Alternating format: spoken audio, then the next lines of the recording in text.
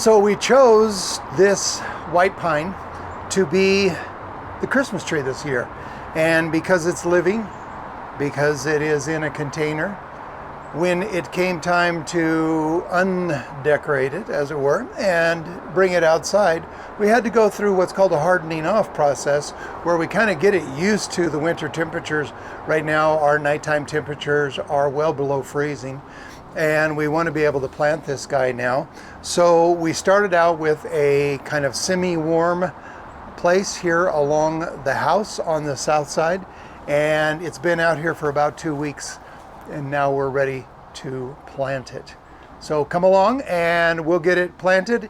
It's not going to be a lot different than planting a tree any other time. The part that's unique to this time of year is that it was inside in plus 70-degree temperatures, and now it's going to be outside in sub-freezing temperatures. We got to get it ready.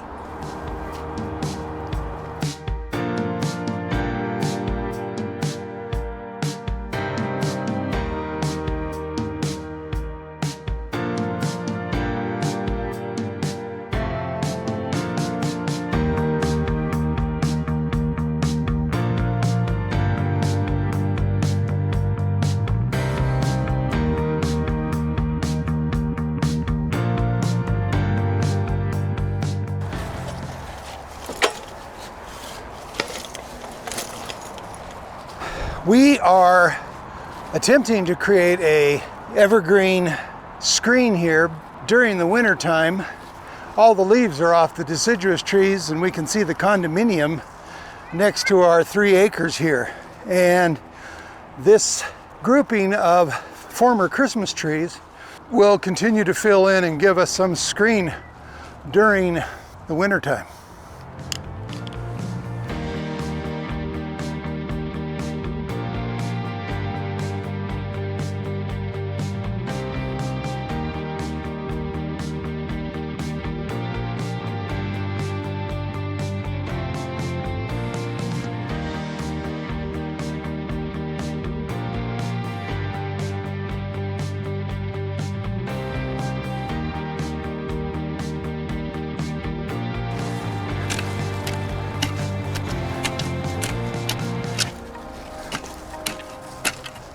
You can see from this being balled in burlap and then being put in a pot that the burlap is not rotting away, as so many people would have you believe. I don't like to take quite so much root off,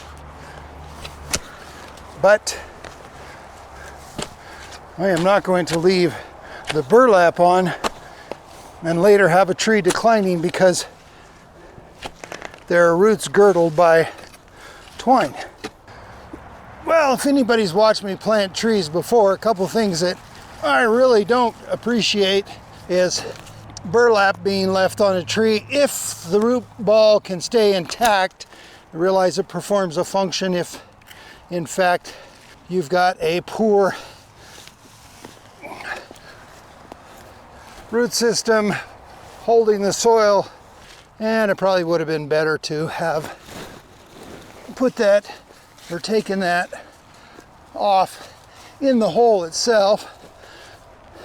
All criticism is welcome.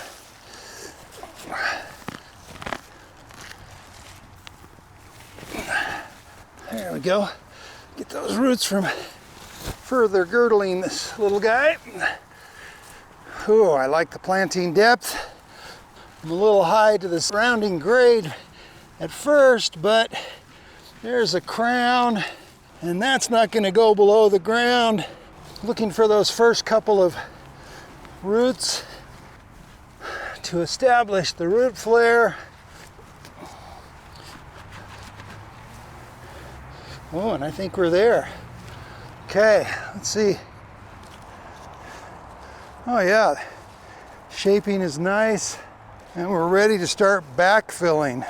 Let's mix up a little bit of this mulch that the tree came with. Yep. Let's go ahead and throw in some of the native soil there.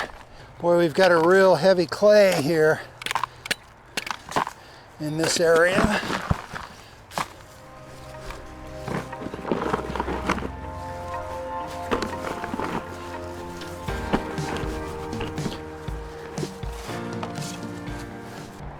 Our tree's a little crooked, and I'd like to remind you that when it comes time to straighten a tree, don't grab hold of the trunk and straighten the tree.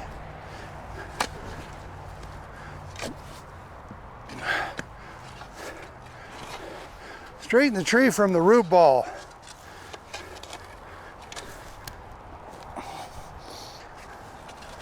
And once we get watering in here, we're probably going to need to straighten it again because we're in such a heavy clay soil.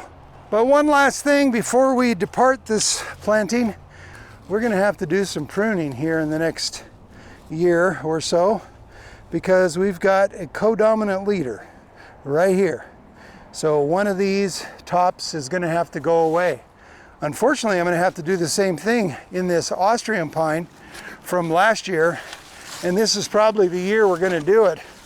But this occurred clear down here, so that's been probably 6 years ago that it looked like our little guy over there.